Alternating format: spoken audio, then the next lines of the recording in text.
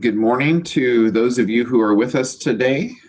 My name is Gary Painter, and I'm the director of the Homelessness Policy Research Institute, or as we'll refer to it throughout today, HPRI. It's my pleasure to welcome you to this morning's virtual research symposium. I'd like to share just a little bit about HPRI for those of you who have not interacted with us before, and this is perhaps your first convening with us. HPRI is a collaborative of over 30 researchers and policymakers. Our mission is to accelerate equitable and culturally informed solutions to homelessness in LA County by advancing knowledge and fostering transformational partnerships between research, policy, and practice. And it's certainly in that category of sharing research and also coming together that the symposium fits quite well. So in the HPRI Research Symposium, it provides an opportunity for that collaboration for researchers to dig deeper into a particular policy relevant topic that policymakers, providers, people with expertise are grappling with in our region. Today, we have an exceptional group of researchers, providers, and persons with lived expertise with us on the Zoom webinar and on our panels to discuss current research and practice in our COVID-19 economic recovery process. And for many of you, the primary focus is on kind of what these conversations mean for homelessness prevention as we face more and more critical moments coming forward. So our program this morning is going to feature two panels. The first, which I will moderate, features researchers from USC and UCLA, who will in part be discussing the recent report titled No Going Back, Together for an Equitable and Inclusive Los Angeles. And if you're interested in going to the website and want to read the report either during, but I'll recommend after this webinar, you go to nogoingback.la and it'll take you right to the report. The first panel is going to include Dr. Manuel Pastor from USC. He's a professor and the director of the USC Equity Research Institute, and Dr. Michael Lenz, who is a professor at UCLA and the associate director of the UCLA Lewis Center for Regional Policy Studies. The second panel will feature a group of policymakers, developers, and youth who will discuss their version for what will make a more equitable housing landscape in LA following the pandemic. This panel will include Manny Ruiz, a senior policy analyst at LA County's Department of Consumer and Business Affairs, Gray Lusk, who's the co-founder and operating partner at the SOLA Impact Fund, and Lauren Bridges, who's a board member on the LA Coalition to End Youth Homelessness. Dr. Robin Petering, the founder and one of the senior researchers at Lenz Company, will moderate this panel. Let me just share a few logistical notes as we get started. First, I recommend that you type your questions as you have them in the Q&A box throughout the program, and we will field them for all the panelists and presenters at the end of each panel. In addition, I encourage all of you to tweet your thoughts and observations from today to our Twitter handle at HPRI_LA. Again, that's at HPRI_LA. So now please join me in welcoming Dr. Manuel Pastor and Dr. Mike Lenz to kick off our first panel. Good to see both of you today. I'm going to go ahead and start with Manuel. You were a co-author on this recently published report, No Going Back, that I referenced earlier. And I was wondering what are some of the key findings that you would like to highlight and what you hope to accomplish with this report as it relates to our conversation today. Great. Well, super glad to be with you. And of course, Gary, you were an important contributor to both conceptualizing what that report was and doing some of the work with us on both the economic and housing portions. So the No Going Back report actually was originally commissioned by a series of about 6 foundations who were thinking about what a roadmap to recovery in Los Angeles might look like in the wake of COVID. And 2 things became immediately clear right from the beginning. One is that COVID is the disease that reveals our illness as a society. That is, issues of precarious employment, issues of a lack of access to health insurance, issues of over-incarceration and congregate settings, the lack of legal status, the racial wealth gap, which meant that people of color didn't have a cushion in an emergency, et cetera. So it was very clear that what the COVID pandemic was doing was revealing underlying inequalities in Los Angeles and in the United States, and that those underlying inequalities became perhaps noticeable on steroids in the wake of the murder of George Floyd and the awareness around racism and policing and so much more. The second thing that really was a fundamental premise for the report after we began to think about it was that the framing of Roadmap to Recovery was wrong, because there was no going back to a normal that didn't really work for most of us. And that in fact, what we needed to do was to imagine how to go to a future that would be very different, equitable, and inclusive. This process included about 15 civic leaders from the business community, labor, community organizing sectors, philanthropy, and also from the County Board of Supervisors, the County Executive Office, and the Mayor's Office, et cetera. The two leads in the report were myself and Gary Segura. You can tell that this must be an important thing because USC and UCLA came together, and I see Michael smiling on that too. And what was amazing was the level of collaboration. This eventually involved something like 50 researchers, and people worked together very, very well. And I really want to thank the colleagues at the Luskin School for the skills that they brought. I mean, the big premise for this is that while we look at the macro trends, for example, in LA County with regard to COVID, and we understand, I guess it was just today, this is from a couple of days ago, that LA, including Pasadena and Long Beach, just crossed the threshold into 300,000 cases. When you look at this large number of cases and deaths, you can easily think, and everybody tells us it could affect everyone. But while it can affect everyone, it actually affects particular communities far more. This is the share of cases in California by ethnic group, starting in mid-April when the data first became a little bit reliable. And you can see here, actually, if you'd gone back to mid-March, that these cases would have been disproportionate in wider and wealthier communities, which had contact with international travelers or themselves were engaged in international travel. But as time has gone on, the share of cases in the white community have declined, and the share of cases in the Latino community have gone up from about 36% in mid-April to 61% of the cases in California are in the Latino community. It's particularly exacerbated in particular places.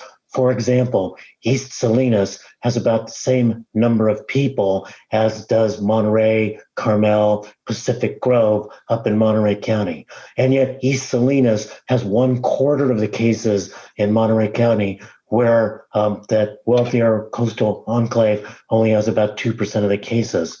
And you can see this as well in the age-adjusted COVID death rates, where the mortality rate for Black Angelenos is twice that for white Angelenos, for Latinos 3 times, for Pacific Islanders 4 times. So what's driving that? In a word, racism. When people look at the Black-white, they tend to point to things like, well, there's comorbidities like diabetes, obesity, and hypertension. But of course, all of those are the products of structural racism. The lack of parks, which leads to obesity, food deserts, which leads to diabetes, and being Black in America, which leads to stress and hypertension. For Latinos and Pacific Islanders, a lot of it has to do with being over-indexed in essential work. That is work where people continue to go to work, but also where they found themselves at risk when they were at work, and they would often bring that disease home to overcrowded households, and so the disease would spread. So we see these patterns, and we also see these patterns reflected in economic distress, with the unemployment rates highest for women, for young people, and for Black Californians. But we also saw in this report a lot of fragility for a very large section of our population in LA County, which is undocumented. People don't realize that 18% of LA County is either undocumented themselves or living with a family member who is undocumented. We have a large undocumented Angeleno population, and they're very long settled. 70% of our undocumented population has been in the country for a decade or longer. No wonder they're so connected to families, to businesses, to communities. In the report, we look at all of these different kind of disparities, including some of the housing and homelessness disparities that Michael is going to pick up. So Michael, the only reason I'm not lifting those up is because I know, number one, you're going to cover them. And number two, you're so much smarter about this than I, that I might embarrass myself and you'd have to correct me afterwards. So what we tried to do is to lay out 10 key principles. I'm just going to highlight 3 and then hand things over to Michael. The first was that if we really want to rebuild and reimagine LA, we need to target and tackle anti-Black racism in all of its forms, not just because of its effects on the Black community, although that would be reason enough, but because we need to understand that the marginalization and othering of other communities like immigrants is fundamentally tied to the kind of contours of racism that have been set by genocide in America and slavery, Jim Crow, and the continuing oppression of Black people. And it is that anti-Black racism that creates the possibilities for a kind of permanent othering of immigrants as well. And so everyone has an interest in tackling anti-Black racism. We make recommendations about the economy and housing, but I just want to lift up a sort of a mix of the others, which is that we argue that we already know what a lot of the policies are to solve problems.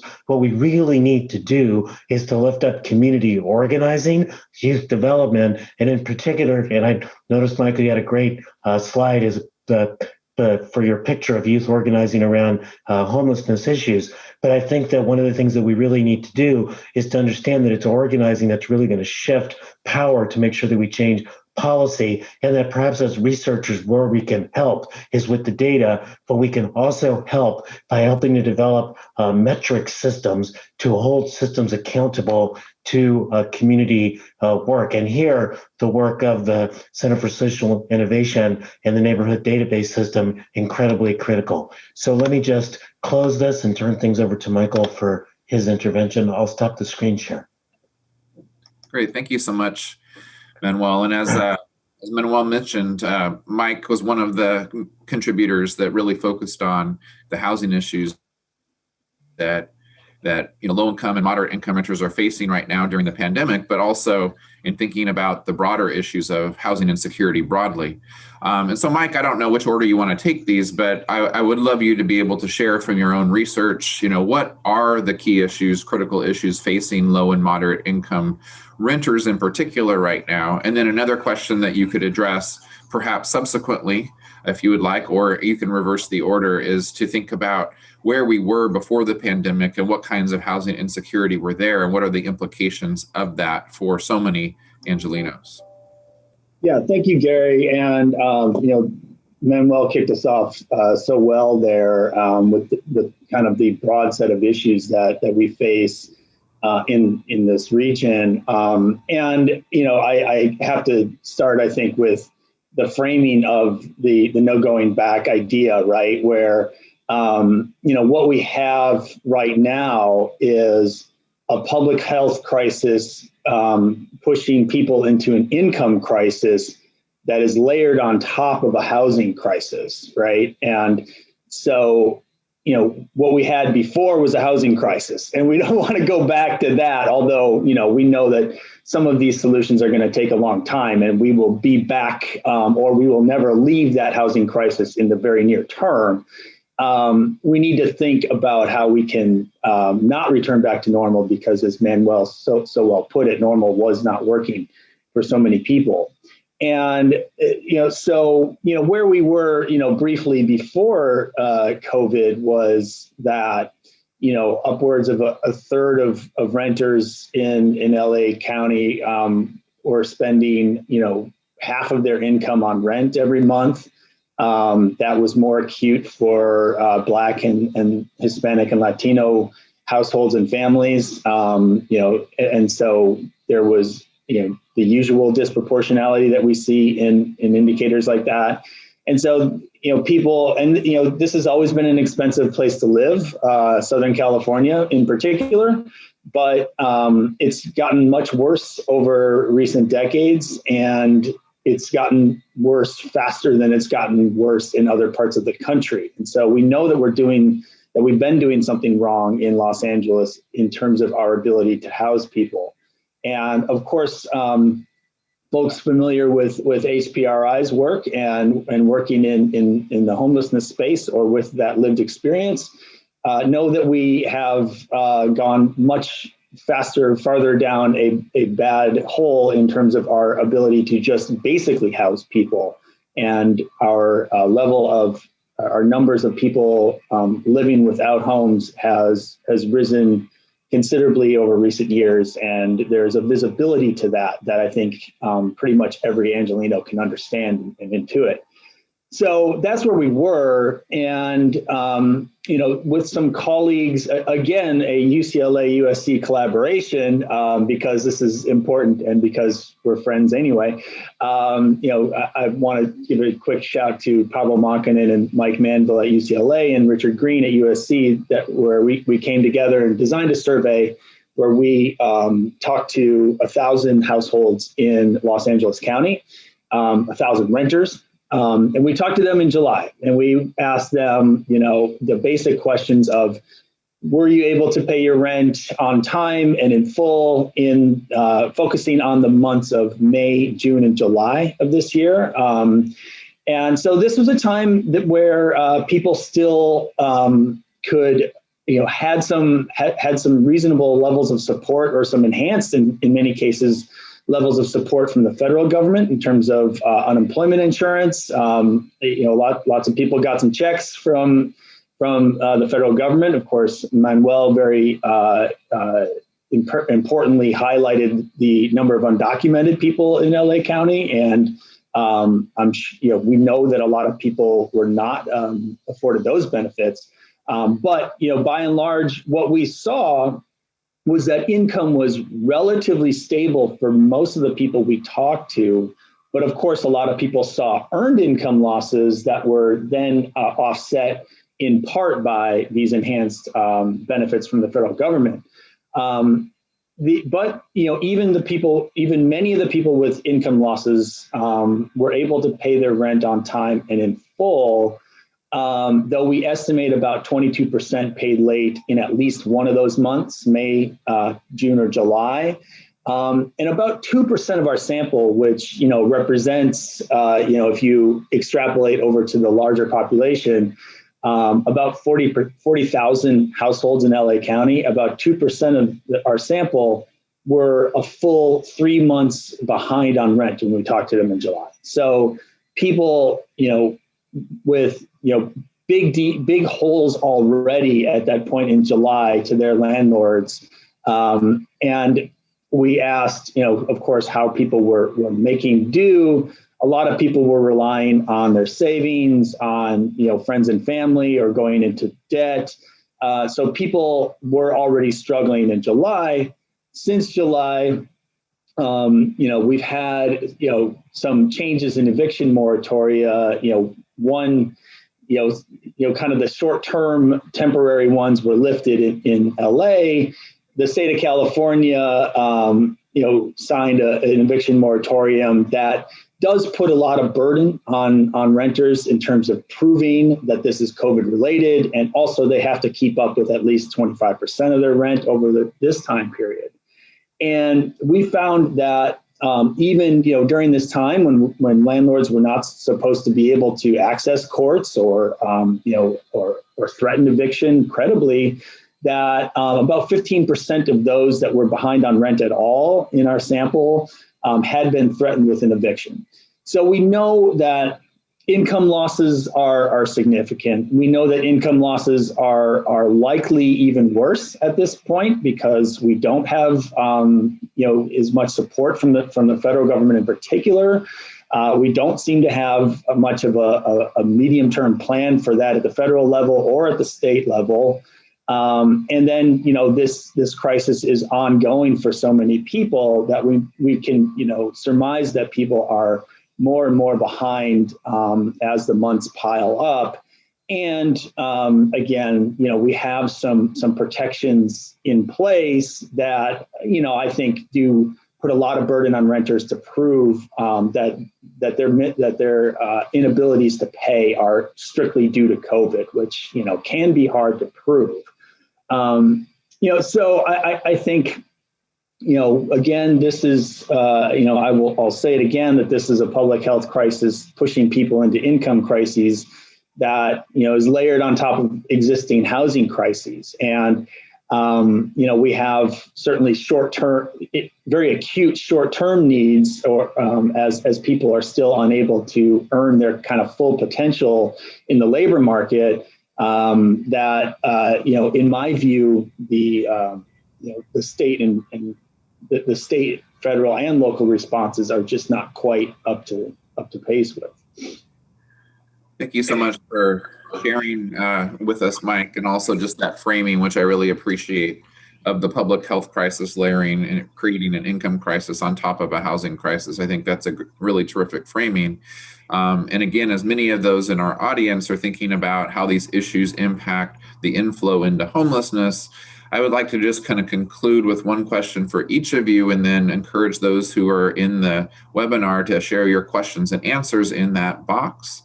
Mike, I wondered if you could just share one policy that you might recommend for either stabilizing the housing market in 2021, or perhaps putting us on a long-term path to alleviate the housing crisis that we had previously to the pandemic. Well, it's certainly hard to pick one. I think our most immediate needs are to get money in the hands of renters, in particular, if we're trying to think about the housing crisis. And so, I would strongly advocate for finding some buckets of money for people to sustain themselves. Sustain themselves as renters, sustain themselves as people who need food and other necessities. Thanks, Mike. And then Manuel, and kind of again taking a step back, because obviously changing the trajectory of the inflow into homelessness, or kind of just the numbers of people facing housing insecurity, goes far beyond just the housing market and our policies there. What do you think are, it could be one or two of the policies that you advance in the No Going Back LA report, or something adjacent to that you might suggest our group really focusing on? Well, I'll suggest three things. I will point out that if you go to the notegoingback.la, you'll see it's really sort of three documents. One is a quick executive summary. Another is a sort of 50-page context and principles. And the other is like 150 to 200-page policy compendium, policy Lollapalooza, for those of us who like that sort of a thing. So there's lots of stuff there, but I just want to highlight three things that I think are really important. One that the state is now implementing is this adding this health equity metric to the reopening, which means now it's not just whether or not you're bringing down the number of new cases or bringing down the positivity rate, but whether or not the positivity rate from testing in your lowest income, they're actually using something called the Healthy Places Index, whether or not that is pretty much the county average. So what that's doing is beginning to basically jam the testing, the quarantining, the contact tracing into the communities that need it the most. Because Michael's right, this is a health crisis on top of an income crisis, on top of a housing crisis, and we need to tackle the health crisis as well. I think that's a really key part of that. If you've got a group that is so vulnerable and lacking access to any kind of support, then the possibility that they will return to work under really desperate conditions rather than to protect themselves, that they will be fearful of interacting with county health authorities, et cetera. So those are the three things. There are so many others in that report. And Michael has to just read the housing stuff and homeless, that we broke it up into two things that Michael and many others contributed to. I think it's really quite smart. There's good economic ideas that Gary contributed to as well. Thanks, Manuel. Again, let me just encourage those of you, we have about 5 minutes for open questions and answers. If you have a question, please put it in the chat. While we're waiting, I do think as you were saying, Mike, the most critical element is to get money in the hands of renters right now. And in some ways, your survey that you participated in suggested that was one critical issue mitigating the potentially flow into eviction, proceedings and so forth. What do you think about kind of the existing eviction moratorium, what has to happen in addition to money in the hands of renters in order to kind of stabilize rental markets moving forward? Yeah, I mean, I know you're the moderator. You probably don't want the spotlight on you, but Gary, I was certainly intrigued and influenced in some of my thinking by your idea about stabilizing the rental market in terms of, if I understand correctly, finding some kind of financing mechanism that you can, use the future rent payments that people are not necessarily able to make right now as collateral of a sorts for a loan or financing mechanism to get to support the landlord side of this equation and stabilize the rental market that way. I think that this isn't really about stabilizing the rental market, but we need to think bigger on supportive housing and housing that supports and prevents homelessness of many across the region. And we've pretty much spent all of the Prop HHH money, and all of that accelerated housing production is in the pipeline. Some of it has even been opened. But I think it's very clear at this point that the need and that kind of accelerated timeline of housing production in that sector is, there's a big gap there. And so that's something that the city and county, I think are mostly responsible for and need to think big on that as well. Let me throw a little praise in Gary's direction too, because I think another thing that was good about and maybe you'll say a word about it, Gary, that you were lifting up, was trying to distinguish between big corporate land, the owners of residential property, who may have sufficient capital to weather at least part of the storm, versus folks who own a couple of units or own a 5 or 6 unit building, for whom this is actually a really important part of their income and their asset building. A lot of those folks are immigrant owners. They're not big, and they've made kind of individual arrangements, but they're not really in a position to weather a significant loss in their income. And as you know, we actually use some of those recommendations in our report. I like to say that the academic habit is that the first time that you quote someone, you make sure you give their name. The second time when you use the idea, you forget their name. And then the third time, I will be saying, as I have long argued, we need to stabilize the rental market. But can you say a word about your proposal? I know you don't want to be on the spot, but we want you to. Well, you're both kind, and certainly the question was not intended to move the conversation there, but I certainly just want to emphasize first, as Mike said, the first step should be to lean into how do we get cash into people's hands who are not able to pay the rent. That is one way to stabilize the housing market, but is not likely to be something that we can persist over the long term. And so, as Manuel, as you were saying, there has to be a way to really support the small mom and pop landlords, of which nationally about 60% of owners of rental property own one rental property, or I'm sorry, I said that slightly incorrectly, but they actually own less than 5 properties. In many cases, only own one property, and California might be a little bit different than that. So it isn't a story about, as you said, corporate landlords, but a story about kind of a system that's in place. And while supporting people vis-a-vis rent payments in the short run is incredibly effective and has been effective, in the long run, we actually need to deal with the whole system. That's the short run kind of stabilization sets of issues, which we're happy to discuss. But I think thinking long term, and this is a great way to transition to the second panel, back in February, when we didn't have the pandemic issue, right, we already had a situation where the inflow into homelessness, which is the most acute outcome related to housing instability, was far outpacing our ability to house people. And so Let me just thank both Mike and Manuel for your comments and your framing of the work today. Thank you for your terrific research on these topics that you were able to bring to our audience today. And you can do a virtual clap, or I can do a clap in my screen, and again, appreciate your conversation. And I just encourage everyone who's in the audience to follow up with both Manuel and Mike in their work. Mike is a member of HPRI's Race Equity Working Group. Manuel has also participated in that. We look forward to continuing to collaborate with both of you as we move forward. So thank you so much. Thank you, Gary. Thanks, Manuel. Thanks, Gary. Great to see you.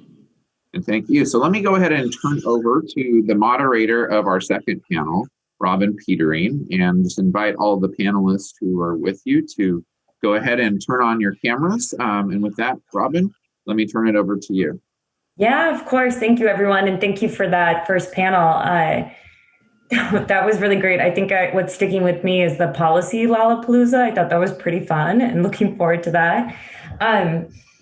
I'm happy to host this second panel with, we have some great people that are going to lead us in further discussion.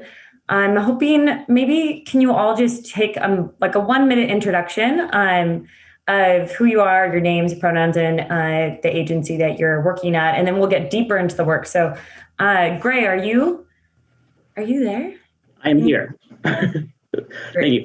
My name is Gray Lusk. I'm the co-founder of Solar Impact. We are a affordable housing developer, invests specifically in South Central Los Angeles, the broader South Central area, Compton, Watson, South Central. I'm probably here because about 1 in 2 of our tenants that we place have experienced homeless at some point in their lives. And of those 350 families, we have a 93% retention rate for those families.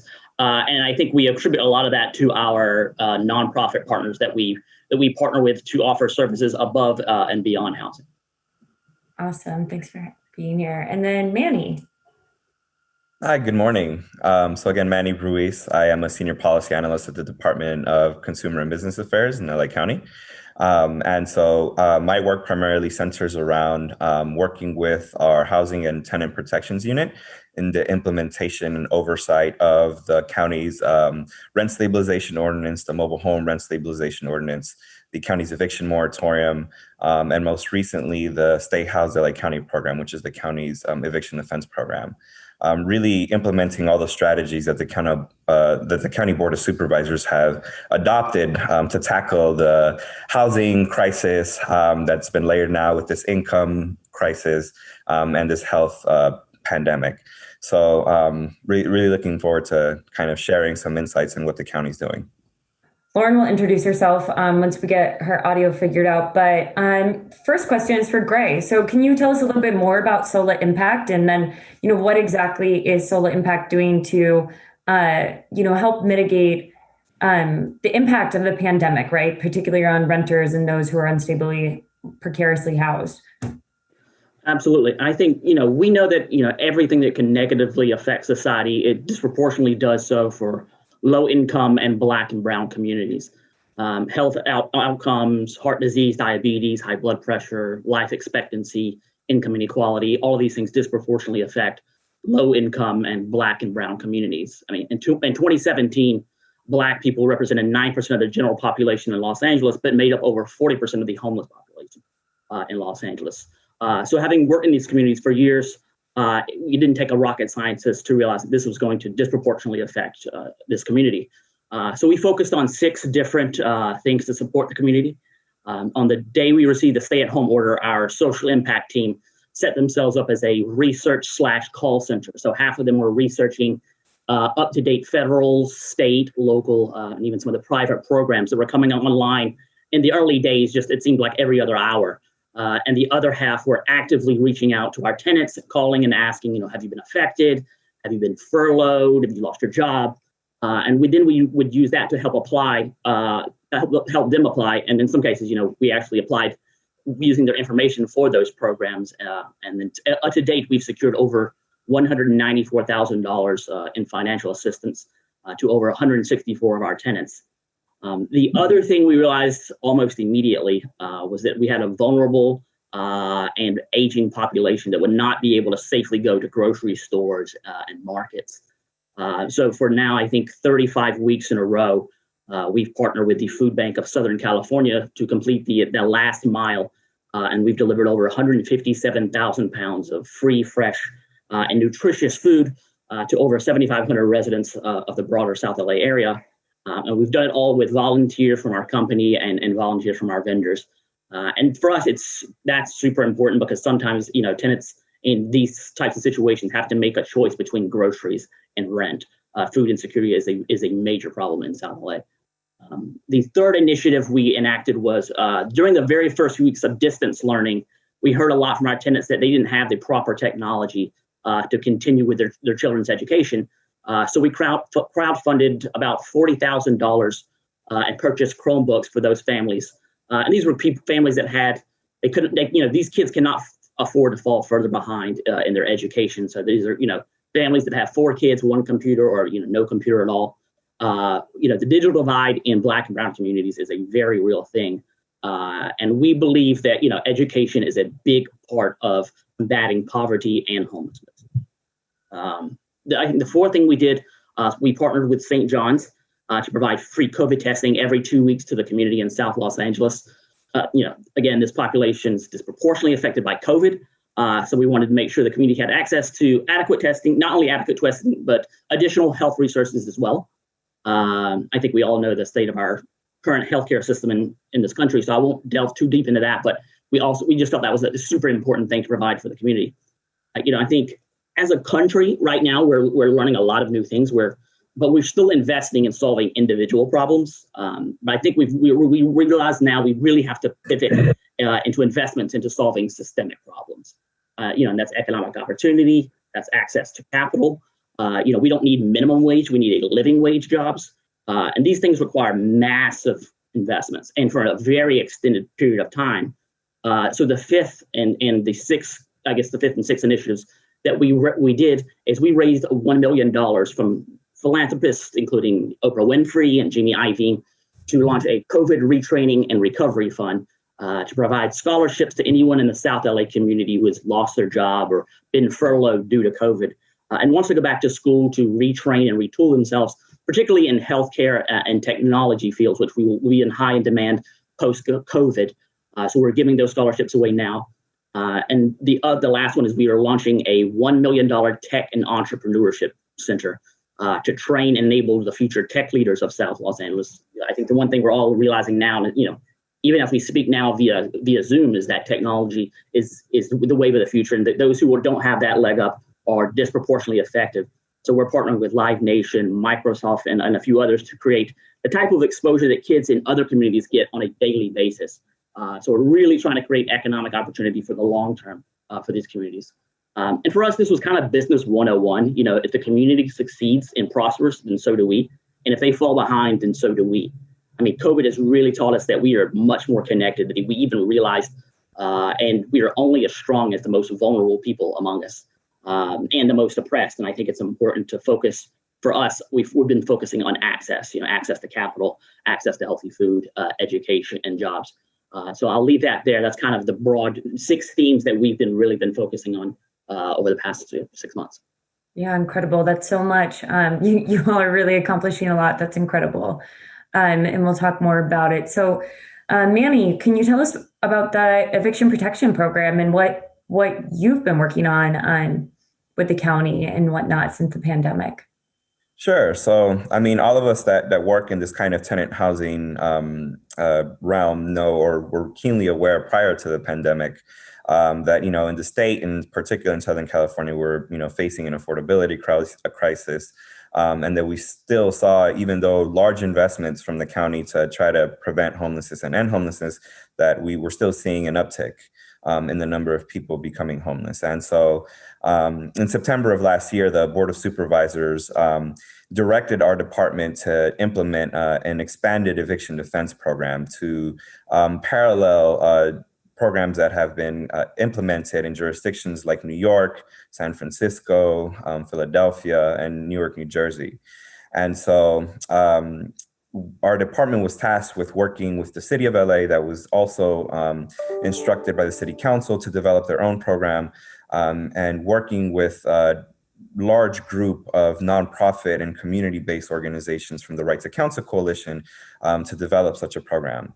And so we were actually on the precipice of getting a program launch in March, and then the pandemic hit.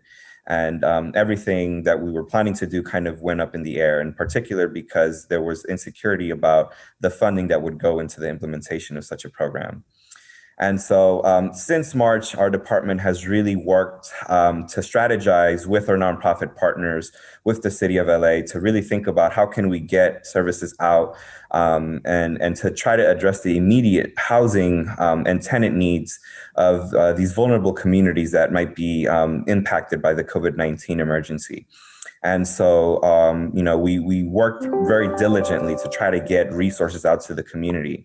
And so, we worked with these nonprofit partners, these community-based partners, to build on that model that we had developed in the months prior to launch what we recently branded as Stay Housed LA County, which is the umbrella for the county's eviction defense services and programs. So really, focusing on this strategy that's really coming from a lot of research that when we strengthen tenant protections and provide resources, those are effective tools and measures to try to prevent homelessness and to try to stabilize tenant households. And so the Stay Housed LA County program really focuses on four major components.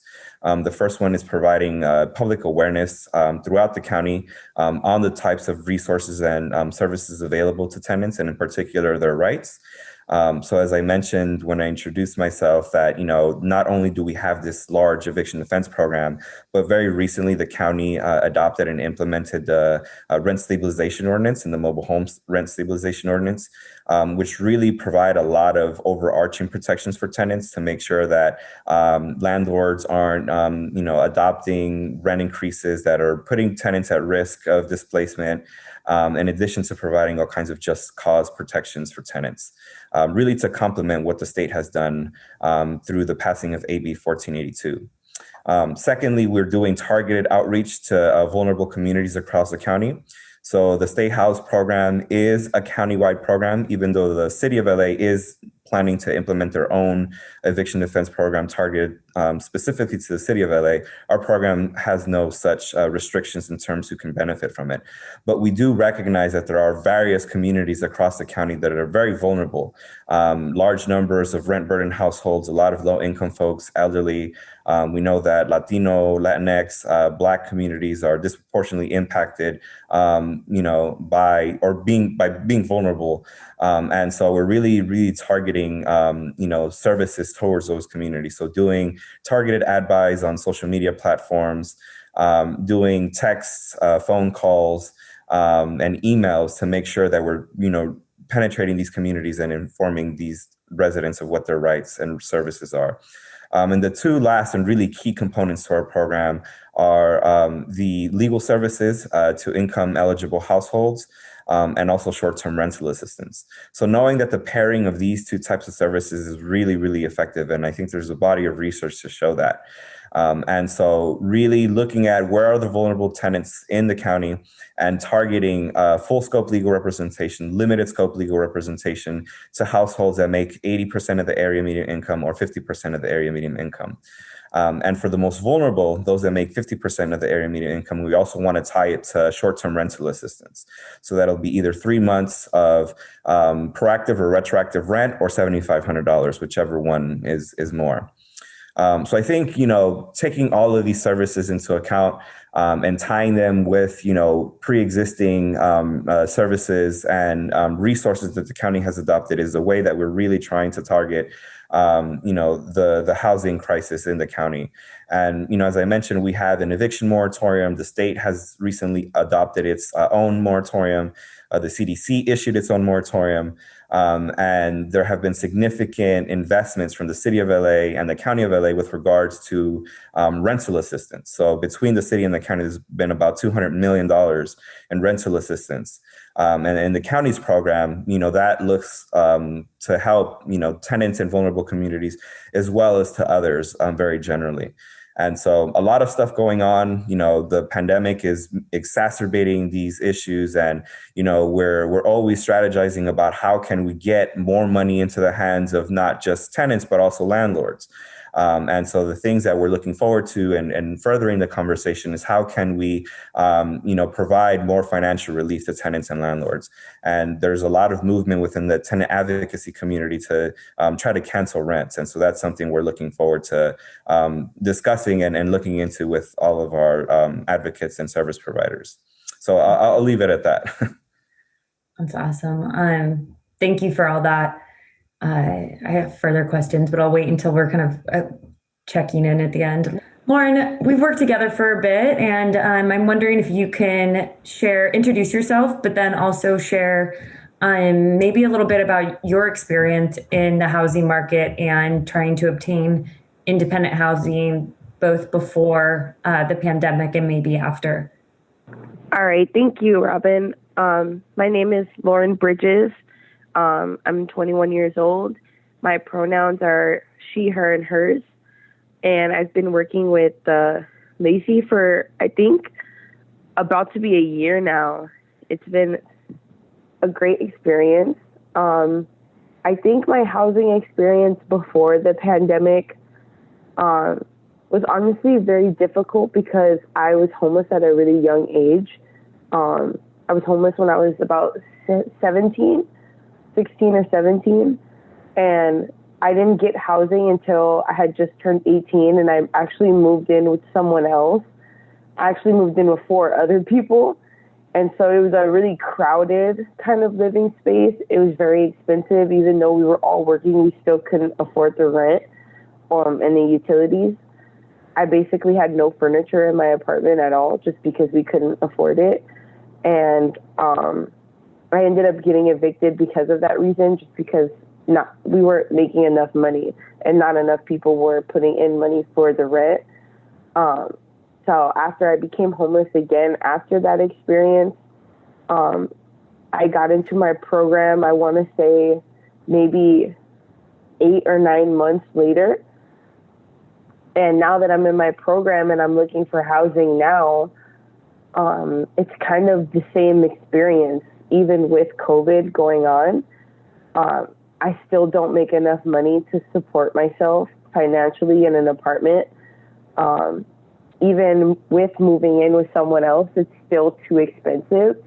And with the rapid rehousing voucher, yes, it does benefit me in a way, and it makes the process a lot easier, but you still have to look for apartments that accept third party, and a lot of them don't. Like, I've called probably about more than 20 places and have been rejected simply because they don't want to accept third party. And it'll be a conversation kind of like, oh, hello, how are you? And they'd be like, oh, great. And I'd be like, do you accept third party? And they're like, oh, we used to, but we don't anymore. Not right now during COVID. That's usually how the conversation goes. And then I just have to be like, all right, thank you for your time. Have a nice day.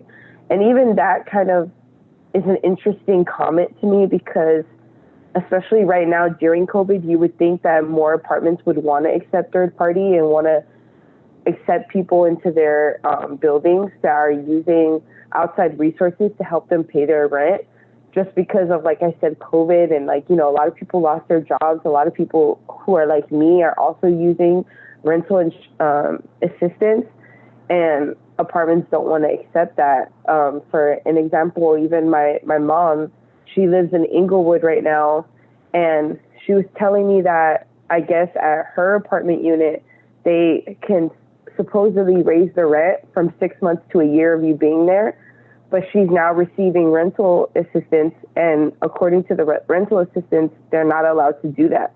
They can only pay you the amount that you were supposed to pay when you got there. And now she's unsure if her property management wants to take on her rental assistance because of that reason. And it's just kind of things like that where people like me or people like my mom who's low income and having to use rental assistance because we do not have enough money to support these apartments, it just makes the entire process more difficult and puts more stress on to our everyday lives outside of COVID. really important points, and to hear from direct experience is so important for all of us. For both Manny and Gray, my question really is, you all are doing fantastic work, and it sounds like you're, really having an impact with a lot of Angelenos. But from our end, I think what we're feeling on the other side of things too is that there's still so many people that are falling through the cracks, right? So even though you guys are working but I'm wondering more about like the strain and kind of like the barriers, or are there people outside of your reach, or is it enough? Do you have enough even to scale up and support all the people that might need support? Just that's my general question. Greg, do you want to take it, or? I saw you unmuted first. Go ahead.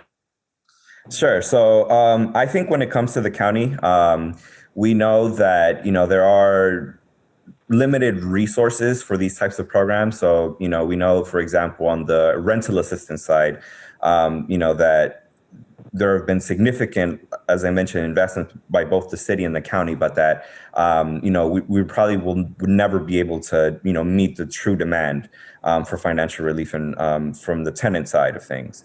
And so, we're always kind of talking and strategizing, at the local level and with our, legislators at the state and federal levels to, invest more resources to, assisting tenants so that we know that, we can look forward to in the future, with, any more CARES Act funding or any other funding from the state to try to help supplement our programs. When we started developing our state house program, we weren't sure where the money was going to come from. We started with about $2 million. And now we've been able to, very kind of creative methods, identify funding to help fund this program at now $18.2 million. We're at $18.2 million level. And so we're always kind of strategizing, as I said, to try to identify funds that could help us do this. With regards to barriers, when we were designing our programs, we definitely wanted to try to make these as broadly accessible as possible, but also considering the limitations of our funding sources. And so, looking at for example, the area median income, and right now the highest need tenants that we're trying to target make up to 50% of the area median income. And we know that, there is a case to be made that we should try to increase the income threshold so that we're making, services more broadly accessible at the 80% of area median income level. But I think the big limitation there is, again, the funding sources and making sure that we're targeting the highest need households first, and then trying to broaden the scope of this. I think another consideration that we took into account when implementing our programs is trying to serve undocumented folks, people that may have difficulty proving incomes. So I think that's one of the things that I think we were very successful in doing is trying to broaden the reach of the programs and ensure that, the income verification process does not exclude some of these vulnerable communities. So I think we're trying to tackle these barriers in very creative ways, and knowing the limitations that we have. And yeah, I think there is a case to be made about entrenching and doing more deeper kind of connections with some of these vulnerable populations. But I think we have a lot of partners that work in the communities, know what's going on, and are able to kind of help guide us in terms of implementation. So we're keeping at it. We're really trying to tackle these as they come at us. Amazing. Yeah, I think I echo that exact sentiment. I think, funding is going to be a major portion of the things that we need to prevent homelessness. And sorry, just to interject, Lauren, I would love to get your information. I would love to be a resource to you to try to help you out in any way I can. So if I can, if Robin, if you could facilitate that, that would be helpful. But I think for us, the thing I think we're seeing as a broader thing is that, we're doing okay at housing people who've experienced homelessness. What we're not doing a great job is preventing people from falling into homelessness. And I think a lot of the funding, I'd love to see more funding go into that, because, oftentimes with helping people who are experiencing homeless currently. There are short-term measures, there's long-term measures and short-term measures. But if you keep someone from falling into homelessness, they're already in permanent housing. And I think that's super important. So I think the funding, I would love to see funding, more on the prevention side, because it seems like we've made some inroads on the placing people, who have experienced homelessness. And I think right now, as COVID has kind of shaken everyone's model, as I talk to people in policy or in the private world, right now, there's no idea that seems too outrageous, right? We were like, okay, we're going to take everyone, we're putting them in the hotels that are currently vacant, and then, CARES Act and the emergency dollars that are funding that, I think are super important as well. So I'd love to see, us act more like it's an emergency all the time, I would say. Yeah, absolutely. And I cannot wait to connect you and Lauren after this call. That's incredible. Thank you for that.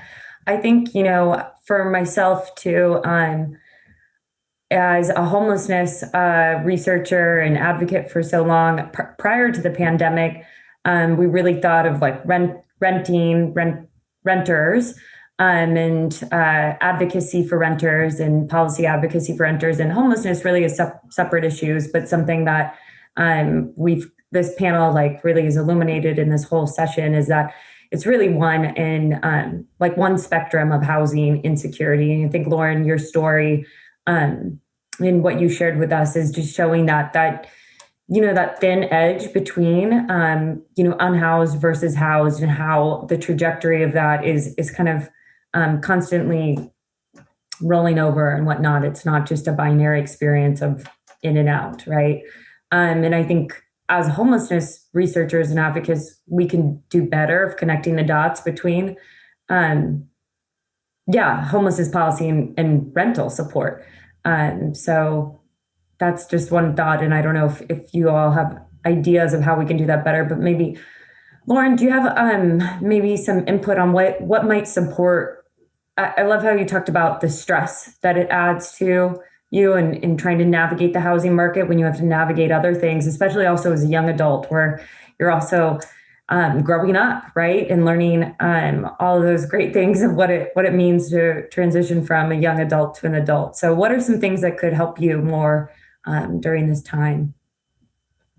I would probably say one of the biggest struggles that I had looking for housing right now, especially since I am transitioning out of my TLP program, is finding apartments and housing buildings that accept programs like rapid rehousing, rental assistance, things like that. It was so hard to navigate that, only because I can only use things like apartments.com and like Zillow and stuff like that, which are really great resources for anyone looking for an apartment in general, but they don't allow you to specify it to looking for just apartments that are open to working with different organizations and programs that I would be working with.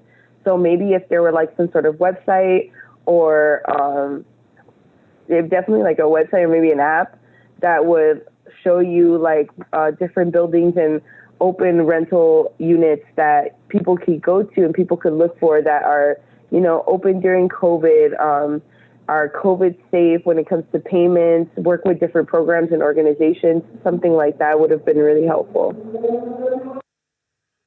Yeah, it makes me think of a rental registry. We don't necessarily have that in the city of Los Angeles. And that's something maybe I think Manuel brought up before about being able to identify landlords, right, that are corporate landlords versus the other. And that could be a potential policy that the city of LA could implement. I know there's some cities in LA have things like that. I guess the next question too is, I forget who said it, but I think Gray, maybe you said that we're in a time where we're kind of able to try new things and do a lot of really thinking outside of the box and in the state of the work that you all are doing. I'm wondering if there's anything that excites you about potential policies or programs or things going forward that gives you a little bit of hope in this work. Yeah, I think recently we've kind of found ourselves in a unique position after the Judge Carter ruling, in which the city is definitely being very aggressive on moving on that, and we're experimenting, working with building specifically units on city land that would be designed for and specifically for people who are experiencing homelessness, like currently, and taking that from conception to people moving in within 6 months. Right, is removing a lot of the red tapes and barriers. Like if we're dealing with an emergency situation and people who are experiencing things that are, like very dire, and in like 6 months, we should be able to put something together for that specific type of product. I think is a very targeted and very unique and exciting. I think, even if, it doesn't, I'd love to see something like that be scaled out specifically for the population, for people who are experiencing homelessness. And I think that's an exciting thing that, I've seen. Yeah, as for me, I think there's actually a lot to be excited about in the kind of tenant housing realm. I think in the last year, 2 years, we've seen a lot of really interesting policy initiatives come out from the state and locally. I think maybe if you were working in this space 2 to 3 years ago, you would never think that the state would pass rent control law. Here locally, we got a rent control law passed. At the state level, very recently, a version of a tenant right or first refusal was passed for properties that are undergoing foreclosure. And there's a lot of conversations on how can we really shore up tenant protections to be on par with cities that have had strong tenant protections, in the last 2 decades, like New York, Washington, D.C., San Francisco. So I think there's a lot of opportunity and a lot of very interesting discussions going on at the local level. And how can we really, really shore up tenant protections as a tool and as a strategy to increase, stability for tenant households and prevent homelessness. So I think there's a lot to look forward to. Us and here in LA County, we don't actually have a right to counsel ordinance.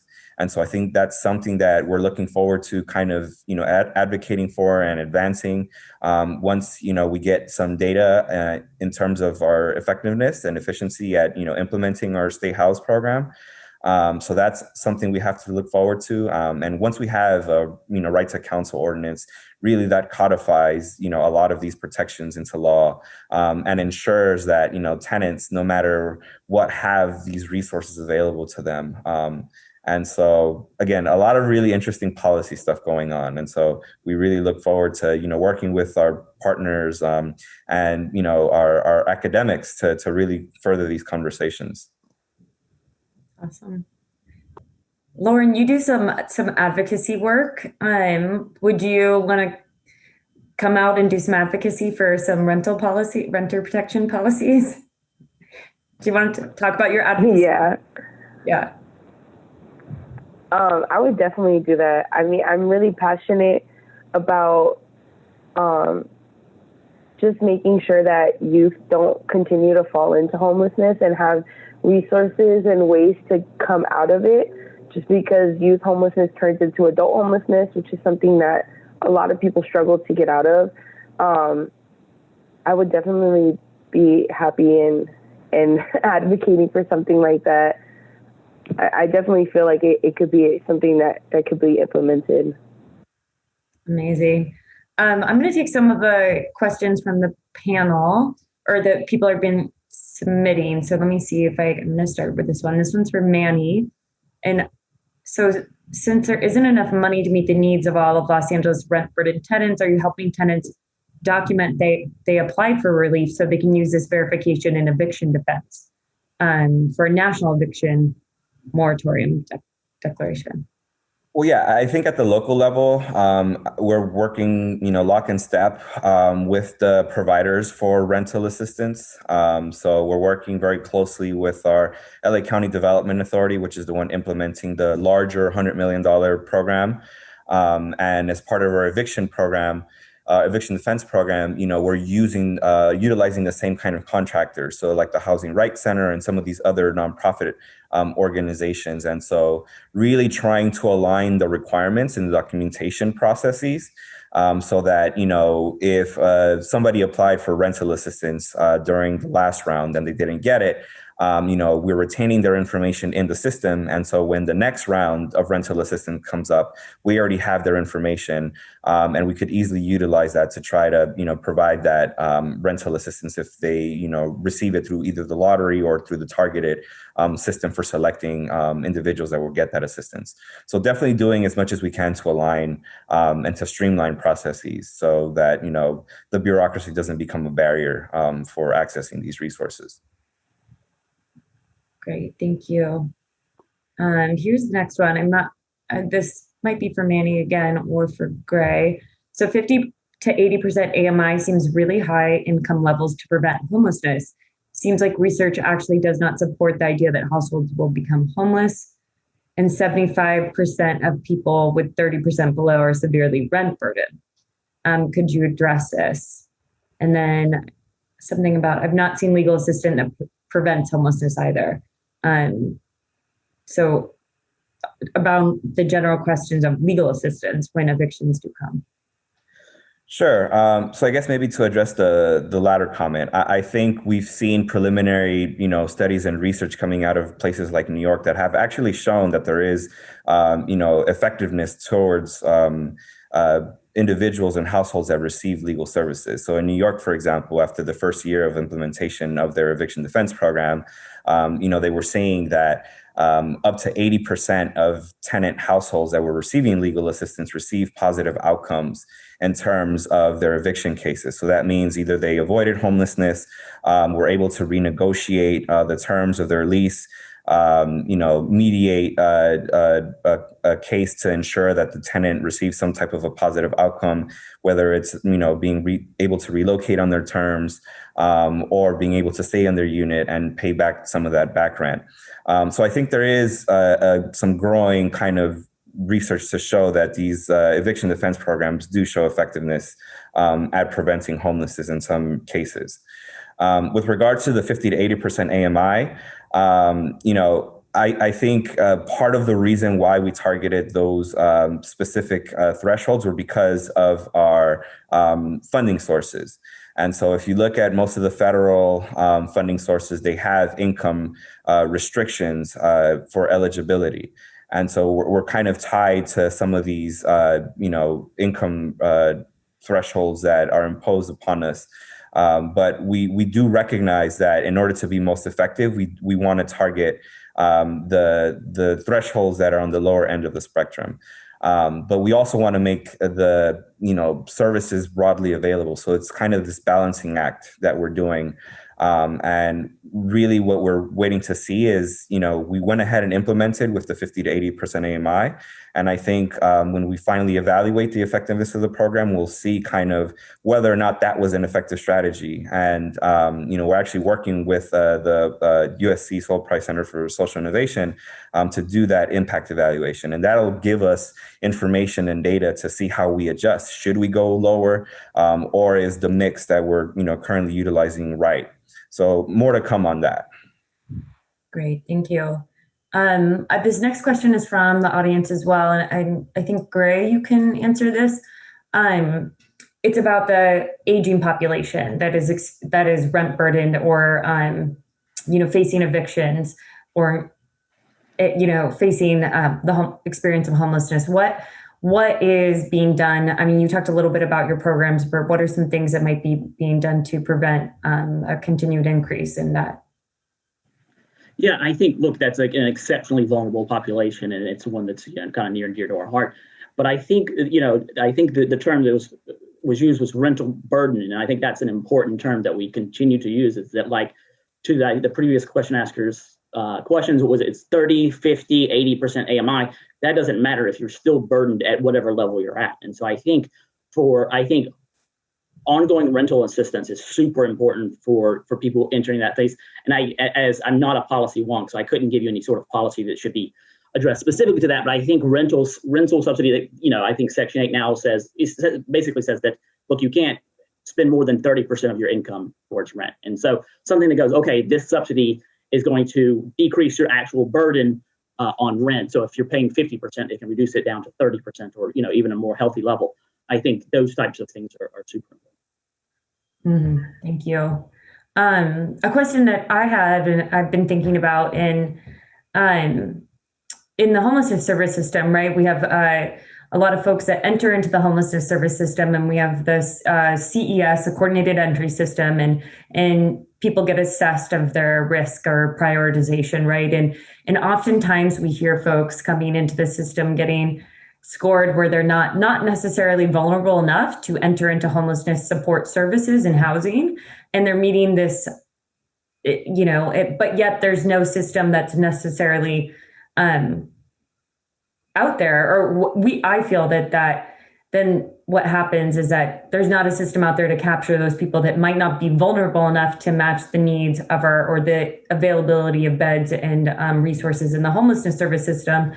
I don't know if they're coming into the systems that you all are working in. Like, what can we do better, I guess, to make that connection? Or are we missing a system in between for folks that are just experiencing homelessness but aren't deemed vulnerable enough yet? Yeah, I mean, I think that all comes back to funding. Like, can we get funding to expand that? And so we're capturing those people, and two, again, the prevention of having those people go into those situations in the first place, I think, is a very important. I think for the biggest bang for your buck has to be, and I don't know, I'm not going to speak with a fact, but just has to be keeping people housed as they are and preventing them from slipping into homelessness. So I think, focusing, turning focus to that, I think would be a great thing. I'll let Manny speak more eloquently. And Sure. I think for us is trying to ensure that we're reaching folks as soon as possible. I think getting to an individual or a household, as soon as any type of problems arise is critical. And I think that's why for, a lot of the services that we're implementing right now, there's such a huge emphasis on the outreach and public awareness components. So, we're investing significant resources in doing like virtual Know Your Rights workshops, doing these, targeted direct, messages to tenants and tenant households. And so I think when the public is better informed and people know what kind of resources they can access, it really changes, the outcomes that these households experience. And working closely and expanding these partnerships with community-based organizations, I think, is key. I think a lot of times, there's a lot of trepidation from, tenants, individuals, experience these homelessness to want to seek out assistance from the government. And I think reaching them where they're at through these partnerships with, legal service providers and community-based organizations is really going to drive the effectiveness of the service delivery model that we're implementing. Great. Yeah. Lauren, I know you had some experience with the being able to access resources when you were looking for them. Is that something that you can share or talk about when you were first? Yeah, it definitely is. When I was homeless, I found it very difficult to find resources. I want to say I was about homeless for maybe like 3 years before I was able to find a housing resource, like the one that I'm in right now. So I guess my question to service providers, and I said this also at the Lacey Summit, is what do you guys think that you guys could do to make these programs more accessible to people like me and to people who need it? Just because, like I said before, when I was experiencing homelessness, it was very hard to find these resources. I wish they were definitely a lot more accessible to me, a lot more advertised, I feel like, as well. Even going to the library and like looking on Google and stuff like that, you don't really find programs like this on Google, or you'll find programs, for example, like the LGBT Center, but you're not aware that they have housing programs, that they have programs that house youth or house people who are a part of the LGBTQ plus community. So I think, like I said, how can organizations make these programs and these resources more accessible and more aware to people who actually need them? I think, like I mentioned, one is the partnerships. I think, I don't work specifically on the delivery of services for individuals experiencing homelessness, but I think, there are various barriers that, we encounter when, trying to provide these services to individuals. And so, I think the county's homeless initiative is always, trying to find more creative solutions to addressing the need. And we all know that significant resources have been invested in, providing services, but obviously they're not, as effective as they could be. As indicated by the rise in homelessness that we still see and experience in the county. So, that's a tough question for us to tackle. And, I think working directly again with, the individuals that are experiencing homelessness, the nonprofits that are on the ground providing these resources is really going to inform and instruct us in the most creative and innovative ways to address these problems. I wish I could give you a more eloquent answer, but I think it's something that we're still trying to tackle. And, through the advocacy of individuals like you, I think we can really start to kind of address these issues in a more concerted effort. And, again, more resources. I think the more resources we have, the more creative we can get. So I think that's all I got for that. Yeah, I think Lauren's point is dead on. It's just like you see people who come in who have caseworkers who are very knowledgeable and they know about all different resources, and those people are very successful. But getting people connected to a caseworker, or there's just not enough caseworkers, but just having some sort of resource, which is again just comes back to funding, is having resources where people know and are connected with someone who can learn their personal experience and then go, okay, you should qualify for this X, Y, and Z. It's kind of like what we were doing with our research and call center early on. It was like we would call people and like, okay, are you a veteran? No. Okay, then you're not. You don't qualify for that. Are you a single mother? Yes. Okay, then. Okay, we got you here. Now, what's your first name, last name? And then we were able to connect people to resources. It's a very labor-intensive process. So I don't know how scalable it is, but I think getting people access to people who know what resources are there is important. Mm-hmm. All right, here's another question from the audience. I think, Manny, you can speak to this, but it's about what are the prospects for landlords? Is there a risk that units will be taken off the market due to lack of rent payments? Is there a way to connect relief for landlords to access to people for housing subsidies? My understanding too is the eviction prevention program is payments are going directly to landlords. Is that correct? Yes. So the design of that rental assistance is that payments are being made directly to landlords. And as I mentioned previously, we right now in the county, we're kind of exploring ways to implement more financial relief to landlords, because we do recognize that, small landlords in particular are taking a big hit right now, as well as tenants.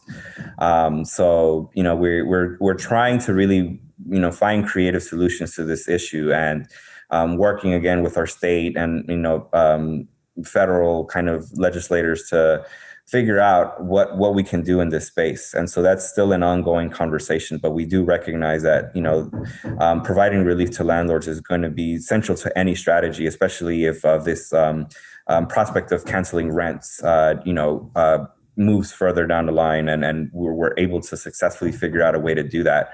But yeah, trying to work creative or create, creative solutions for this. This is for Lauren. So since you became homeless at 17, did you have any conversations with anyone at school about your experience of homelessness, since there are some resources that are supposed to be there, or anything about that? I think while I was in high school, I was in a space where I felt really isolated. I didn't really feel like my school had the resources to help me with my situation.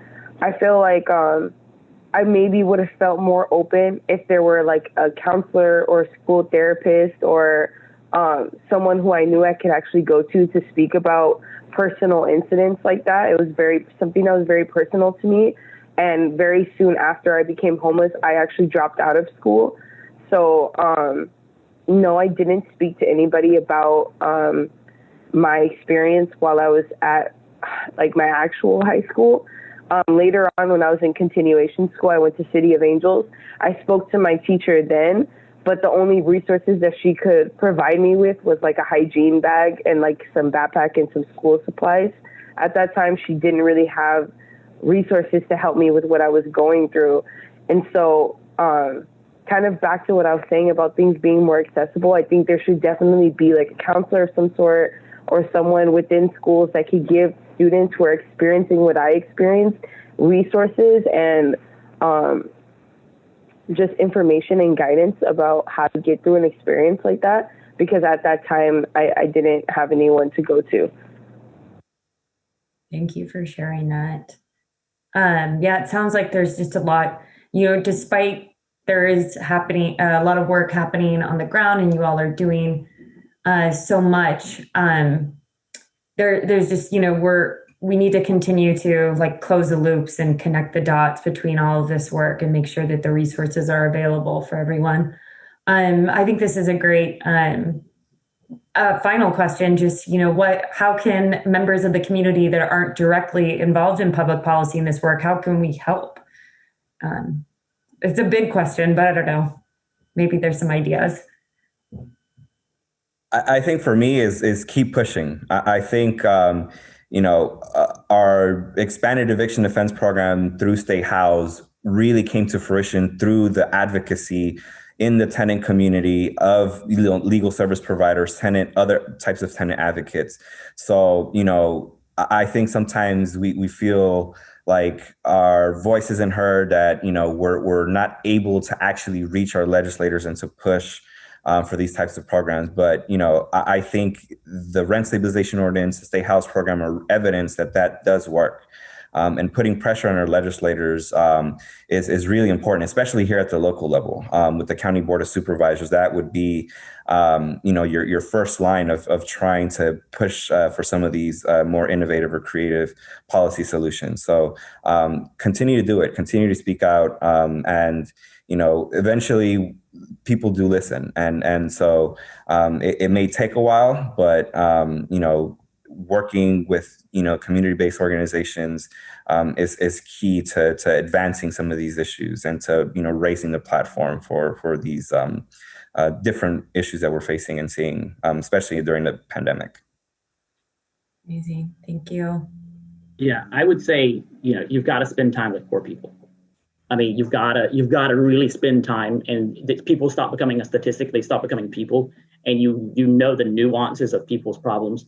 To me, homelessness is on the farthest spectrum of income inequality. You get down to it's poverty at its most extreme, and so I think you've got to spend time with poor people, one-on-one. You've got to see them as people. You got to hear their experiences from their voice. I think it's super important. I settled around a lot of times with people pontificating, but I really get the most when I'm down at the office. Listening to people, talking to people. And it changes my views on things. And I think it's important that we really start to see people as people. And I think the only way to do that is to spend time with poor people. I would just say try to get involved in as many different organizations and programs and webinars like this as possible, where you can get information on how to help, and people who are also involved in the things that you want to get involved in. You can use them as a very good connector to getting involved in what you want to participate in. Going and seeing what's going on at City Hall. I think that's one of the best ways that I got a little more educated about what was going on within the county of Los Angeles and within the city. Finding people who are also doing things that you're interested in, joining them, seeing if there's anything that you can do to participate, donating to different organizations that help with housing and help with preventing people from becoming homelessness is another good way to help. There's a lot of ways to show up, even if you can't do it physically. It's amazing. That's such a great way to close off this panel. Thank you all so much. I really learned a lot, and it was really just a great experience for myself. And thank you all for sharing your thoughts and work. Yes, let me also offer my own thanks as well. First, thank you to Robin. I didn't, share as much about her as because she was just playing the role as a moderator, but she really is one of the region's foremost experts on youth homelessness. And so she could be a terrific resource for those of you who are working with youth who are at risk or experiencing homelessness. So I certainly encourage you to follow up with her. Thank you, Gray, for just sharing the work as a social enterprise that Sola Impact is and kind of the things that you're doing both to provide housing, but also to connect people to the resources they need beyond that, the supports that they need. Manny, thank you for your work in LA County, for really, sharing kind of how you're working within this large bureaucracy, but actually pivoting to actually, make changes and to learn from the new programs and opportunities that are coming up. It really does inform that work that we can advocate for moving forward. And Lauren, thank you so much for sharing your expertise as someone who has experienced homelessness, but also, really has thoughtfully considered what are those challenges that you face on a day-to-day basis. And I know that your insights are absolutely critical for everyone who's here. Just to conclude, I'll just note that, again, the Homelessness Policy Research Institute has a bevy of resources around research and policy as those of you who are trying to kind of figure out what works in a intense resource poor environment in many contexts, as we talked about today. And so it is critical to really focus on those interventions that we have evidence for, and to build additional evidence to accelerate equitable and culturally informed solutions as we move forward. And I think that, everybody that was part of this call today, whether it was Manuel Pastor or Mike Lenz, has done just tremendous research that can provide pathways for us collectively to find, again, not just resources, when certainly the federal government has those and can finance even some of these accrued rental liabilities, as I've written about in the blueprint that was referenced and is available on the Price Center for Social Innovations website, but to really think about new partnership models so that we can uplift those who have experienced homelessness, who are experiencing rental precarity. And just one final note, a lot of our conversation today has been perhaps at a higher level and not really about targeted resources to prevent homelessness. Certainly eviction protection is that. In many ways, but there are researchers within the Homelessness Policy Research Institute, like those from the California Policy Lab, Economic Roundtable, that have done quite a bit of work on just strictly homelessness prevention. And so if you're interested in that research, please follow up with our partners there as well. So with that, let me conclude again, thanking everyone who participated today, and just encouraging everyone to keep up the fight so that we can end homelessness in LA County.